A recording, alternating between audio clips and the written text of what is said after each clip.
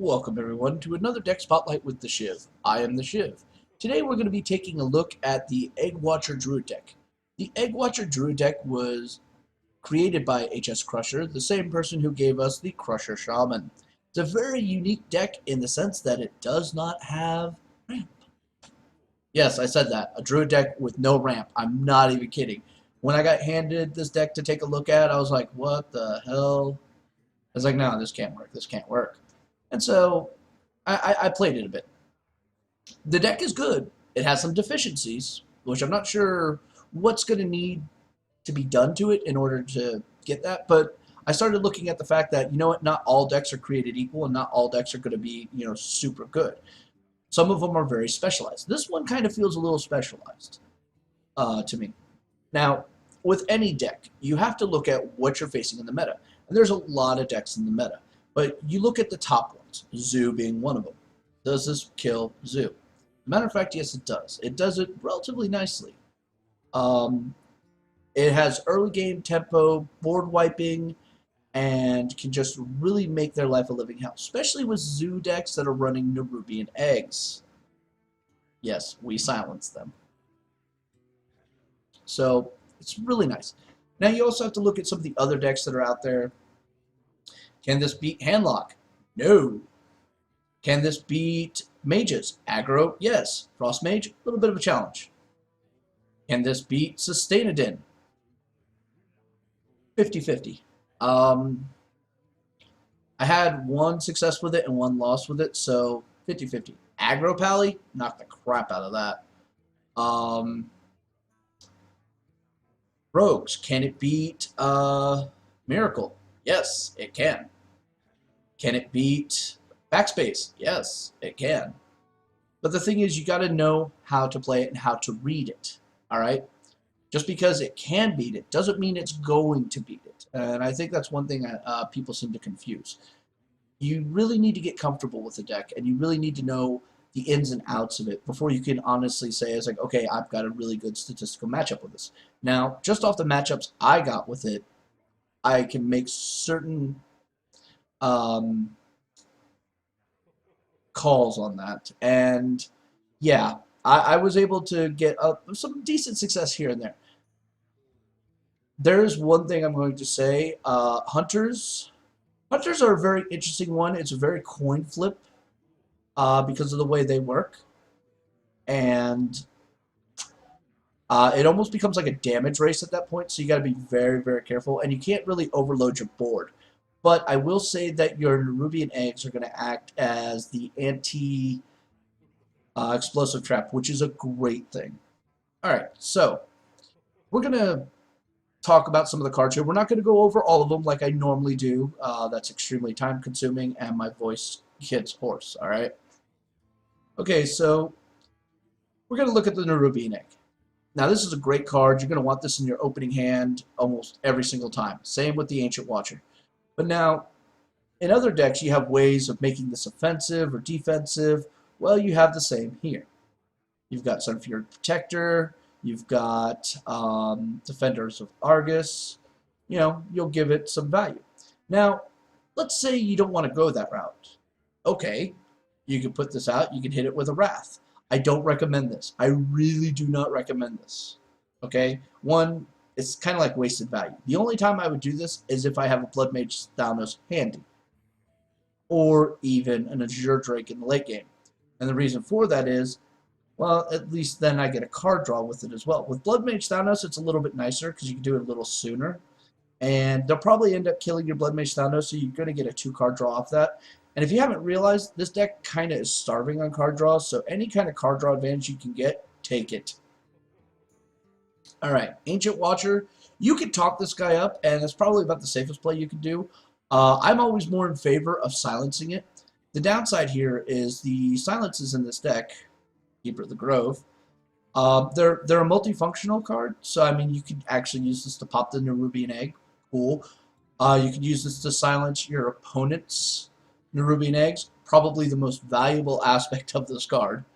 So I kind of feel like using this to turn this into a Yeti, while it's a great early game, and by early I mean turn 4, over the long run, I don't think it's as viable because they're probably going to end up killing the 4/5 anyway. So sorry, Ancient Watcher. I know you want to get, you know, all kinds of, you know, aggro, but it's not a really good play. But in a pinch, you can.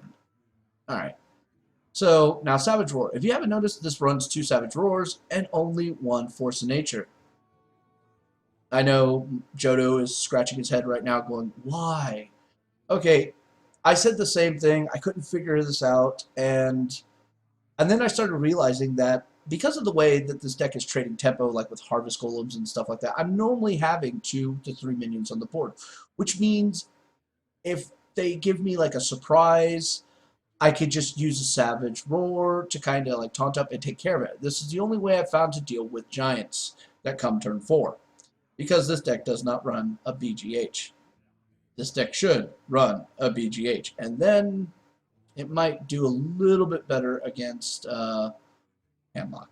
But where would you put it, and what would you take out, and would the deck still be functional? That's a whole nother story. All right. Earthen Ring, got a little bit of heal. Harvest Golem. This is a standard and pretty solid minion all around. You get great value out of it. Poison Seeds. Poison Seed is kind of like the Catch-22 oh shit card. I've used this to great effect to mess with Warlocks. And the play footage that I took of this that, again, will be in the description. I did something that is completely just insane. Any normal player wouldn't have done this. I took a chance, and it paid off. I ended up winning the match, and so I was happy. But this card can backfire on you so easily. This isn't a card you're going to want to use when your opponent has like a full board, because you're still going to take 14 damage. I'm sorry, it's kind of the way that works. This is something you really are going to want to use when they put out that, like a Ragnaros. Bam, you pop this. They put out a Ironbark Protector. Boom, you pop this. Tyrion. Well, Tyrion's going to backfire on you, unfortunately. You pop this. Any kind of big, serious threat that you can't handle. Giants, especially Giants. If you can get them to play both their Molten Giants at the same time, this card is great. All right. Starfall. Seems a little odd to have a Starfall, right? Well, yes, it is. But in the inevitable event that you're in your late game, your opponent is getting a board, he can easily screw you over. Oh, look, it's turn 9. You have Poison Seed. You just top decked a Starfall. Board wipe. 9 mana board wipe. This is extremely overpriced in my opinion, but it saved my ass. Okay, only one Azure Drake here. Gives a little bit of spell power and, well, a draw. Standard, Druid of the Claw. Lotheb. Love Lotheb. Lotheb can shut down miracles. It can shut down a lot of decks very nicely, especially in the late game, because normally you can almost predict when they're going to do that burst to screw you over. So throwing the Lotheb pretty much shuts that possibility down, for the most part. All right. Everything else here is pretty much standard of what we are always seeing in Druids, but the gameplay-wise, it's such a different way of playing, and it's a little confusing. It's almost like playing an old tempo rogue, for the most part. But you have some clever combinations you can do in order to gain more advantage. The Ruby and Eggs combinations and things of that nature. So let's talk about what you're going to want in your opening hand. I haven't had the time to actually break this down per class, or have seen actually any need for it to be broken down per class. So I'll just give you the standardized one. Nerubian Eggs. Yes.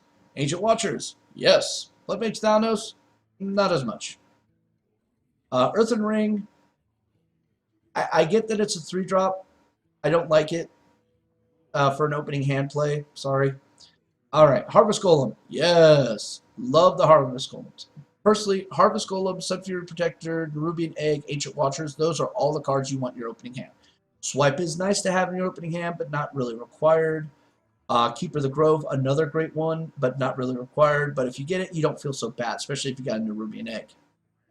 All right, so those are what you're going to want in your opening hand. And remember, tempo, tempo, tempo. Now, let's talk about the classes and how this faces up. Zoo, beat it. Actually, beat it several times. Warrior Control, beat it several times. Handlock, it beat the crap out of me. I felt so horrible. It was like there was nothing I could do. It was like an accident in slow motion. Again, no way of dealing with giants or big threats like that, so this deck really suffers from that. All right. Backspace Rogue, nuked it. Aggro Pally, nuked it. Sustain Pally, kicked my ass. It's gonna happen, folks. It's gonna happen. Sustain Pally is very hard to deal with because your burst is at the very back end, right when they're doing their massive heal, heal, heal, heal, heal. And then they're putting out minions that you can't really deal with all that easily, so it really does cause problems.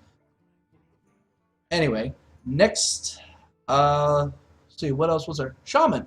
Shaman is like a coin flip match. They're either super, super good or super, super bad.